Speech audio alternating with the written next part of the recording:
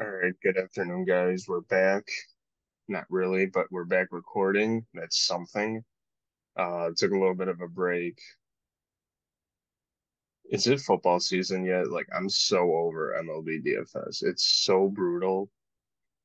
I don't even know where to start. Yesterday, finally, I shouldn't say finally, but we picked a good pitcher, but we played like the two worst possible stacks. Pablo Lopez, complete game, 12 strikeouts, got the win, got a 73.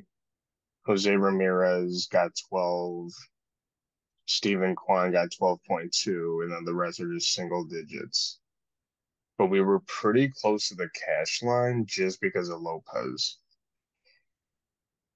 We just don't have to deal with Atlanta again today. But any takeaways from yesterday?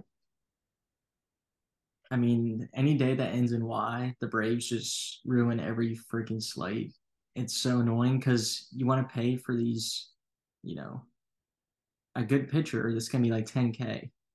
We play Lopez at 10-8. He goes ham, but we have to play doo-doo offenses, do absolutely nothing. So the nuts ends up being Lopez, like three 2K guys, and then Braves, like the last week and a half. It's just the same thing every day. It's just not fun. That's why we've been so bad. We just been not getting to these Braves at like max price tags. I mean, they've been in good spots. Like yesterday, they projected fairly well on most sites, and I wasn't against playing them. I just could never fit them. So not playing the Braves has cost us, the last week or half.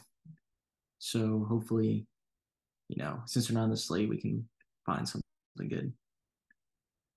And anytime too, we do play the Braves. Like, let's say we play Acuna, Elbies, Riley. Let's just say we're doing a 4-3-1 and there are three. Matt Olson, Travis d'Arnaud, Eddie Rosario, those guys like hit a home run, and then our guys like barely do anything. That's just how our luck has been. I'm just happy we don't have to deal with them today. So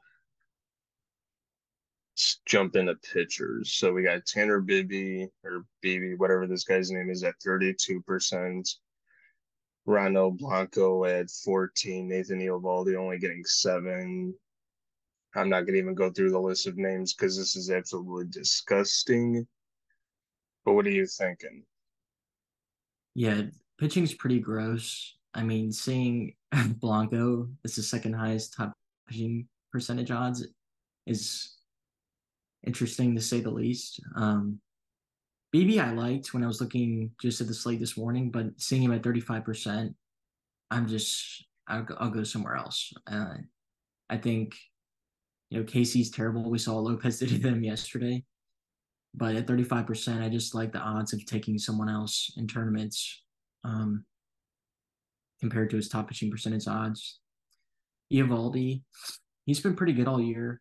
Has dropped off like the last month or so in terms of strikeout stuff, but he still has the longest leash on the slate. I think can easily get you 7 innings if he's pitching well.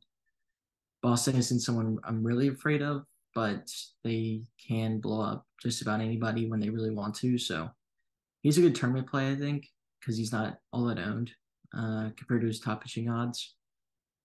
I think Kirby's in the same boat. I mean, Houston and Boston are like both middle of the pack offenses that are just like, you know, they're either dropping 3 or 9. So Kirby's fine. Urias, I don't know what to make of him, honestly. Um, his last two outings have been just abysmal. I'll have to look more into him. Bradish against the Yankees is kind of interesting. He's been pitching well the last month or so. Um, he's got 3 quality starts out of his last 4 starts. So I like to see that. The Yankees have been terrible. So Bradish is in play. Oviedo, I would have liked to see a little bit of a cheaper price tag, 8,500. I'd rather just play Bradish at the same price. But I mean, do you really love playing a pitcher against the Dodgers anywhere at any time? Not really. So probably not for me. And then I guess I guess Blanco's in play if the numbers say so. This is just a slate where you can get into almost, you can make a case for any pitcher. Tanner Beebe, yeah, playing against Kansas City, that 32% ownership is abysmal. Obviously, Pablo Lopez yesterday destroyed KC, but I don't know, that 32%, it's kind of like, I don't know. Blanco against Seattle, yeah, I get that. The one like positive I can think of, you pay 6,300 for Blanco. He does pretty well, but then you also get like all your bats that you want. So that's kind of, I think that's also why people like him. Um, Eovaldi, kind of a revenge game. He played for Boston, 9,900. You know, he's come down to earth a little bit, but still pretty good. Urias, the only argument I can make for him is he's playing Pittsburgh. I guess Bradish, you know, the Yankees have just been bad. Bradish has been good. George Kirby is George Kirby against like a watered down Houston with no Jordan Alvarez. I can see that. Anything below George Kirby, I don't really like. Like Severino's been averaging what, like 19 fantasy points this season. Ryan Nelson against the Mets, no. Cutter Crawford against Texas, no. Carlos Carrasco just gives up too many hits and gives up a lot of power. Jordan Lynch is like 0 and 15 this season, so no. Anything above like George Kirby is sort of in play. The only one I don't like, kind of like what you mentioned, Oviedo. Why pay 8,500 for a tougher matchup when you can pay 8,500 for Kyle Bradish and play against the Yankees? God, that was miserable to talk about. Pitching is so awful. All right, let's get into stacks. So right now it's got Texas, Cleveland, Arizona, Houston, Mets, Dodgers, Baltimore, and the list goes on. So what are we thinking for today? I'm assuming Cleveland. Yeah, sadly, we might have to go back to the Cleveland well today. They had the top stack score on the slate, 13.2. You can see there. Um, Good top stack percentage odds, top value percentage odds. No, they're getting some steam, 15%, but still not the chalkiest on the slate. Jordan Lyles, like you said, he's been terrible. He's 1 and 11 on the year. Um, they let us down yesterday. So if we play them today, I'm sure they'll stink. But if we don't play them, they're going to drop 13. So check out our lineup. If we don't play them, make sure you stack them up because they're going to be the top stack on the slate. Texas, always in play. Doesn't really matter who they're facing, to be honest. Power up and down the lineup. Arizona is somewhat in a similar boat just because of the ability for them to steal bags. Like every single guy in that team pretty much just takes bags except for like three of them. So I like them a little bit up and down. Like you can play McCarthy in like the 8 or 9 hole. He'll steal a bag for sure. Houston, I mean, they have a fantastic leverage score, but I don't know if I really want to attack them right now. The Mets against Nelson, sure. Dodgers always in play. Baltimore has some pretty good home run odds on Ballpark Pals, so maybe you can take a menu with them with the power guys: Santander, Rutschman, O'Hearn. Boston, no thanks, and no one below them on the tool. I don't think. Yeah, I was telling you a little earlier. I don't know why. I'm assuming the Dodgers, they're like middle of the pack, and Baltimore kind of the same thing. I think the reason, well, you actually said the Dodgers just because they're that expensive. I don't understand why Baltimore is that low. Severino's just been terrible. Like I think like his best start of this season was like 3 or 4 starts ago, and he dropped like 40 fantasy points. And then he's just been serviceable, and then his last couple he's been bad. So Baltimore, I really like in this spot. So the thing, whoa, what did I just do? There you are. Okay. Um, Houston 7% leverage score. Never thought I'd live to see that. I understand it's against George Kirby, but if you were to do a 4-2-2, I can see like party or two would be Houston just because of that leverage, and a lot of the guys probably won't be as high owned. You can get to a couple bets there. I pretty much agree with the stacks tool. I'd probably move Houston down a little bit and kind of replace that with the Dodgers and Baltimore. Like Arizona against Carrasco should be pretty good. Cleveland against Jordan Lyles, hopefully. I'm assuming, Jordan Lyles has been dog water all year. Texas is Texas. They're in their own league. Cutter Crawford. Mets against Ryan Nelson should be a little interesting too. I know we don't really like the Mets, especially Senga, but I remember a couple different times when we first started recording, we'd be playing the Mets and they just don't do anything for us. So I'm a little iffy on them, but I understand it because Ryan Nelson isn't that great.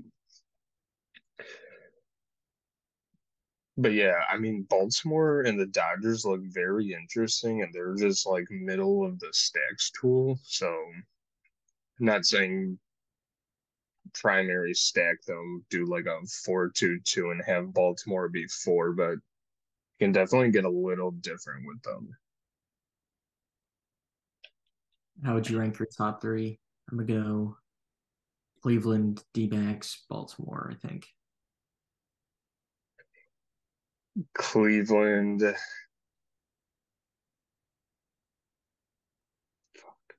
Cleveland, Baltimore, D-backs. Basically, your last two just flipped. Okay. Yeah, D-backs are pretty good here. Like I said, too, Carrasco just gives up a bunch of hits and power. So Corbin Carroll, Ketel Marte, those guys are in play. Baltimore, Santander, Mountcastle, O'Hearn. You can definitely get to those guys. I do think Texas, obviously, clear cut number one, but everyone is going to have them. So you want to do lineup generator first, see what it's spitting out to us. Sure. All right, let me load it up. All right, you know the drill now. Four What three do you one want it? balanced and skip. This is disgusting. 8% of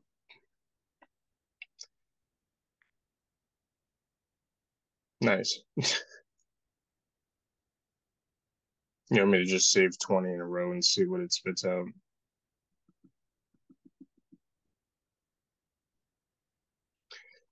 84% of Jose Ramirez. Okay. Highest pitcher is Blanco, which makes total sense. It's really liking Cleveland. A little bit of the D-backs as well.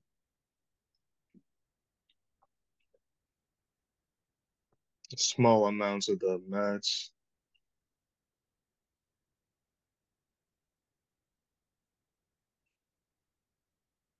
Three guys that let us down yesterday. Yep. And Jimenez might be clean up again, depending if Naylor's back or not. Interesting. So yeah, as of right now, it really likes Cleveland and a couple, obviously Tucker and Blanco, the Houston guys. And it's just They kind of finally a mix priced of them. they finally But priced Tucker accordingly. yeah, right. He was like 3-3, 3-2 all year, cash game lock every slate, and they finally made him 4K. Now he's practically unplayable, at least for sometimes. But yeah, this is just a great way if you don't have time to build lineups, you can just do what I did and just see what it spits out to you. Or if you're hand building, you can see, oh, I should get to Stephen Kwan. Oh, I should get to Ahmed Rosario. And then kind of just pick and choose some players that the lineup generator likes. Look at that! Look at that Blanco lineup, number 3. Mookie, JD, and Freeman. It's pretty rare you can fit all 3 top guy Dodgers. What are you thinking when I'm thinking? I mean, Just I don't want to finesse. play Blanco, but Do we really have a choice today with this slate? you're right. Pitching does suck. All right.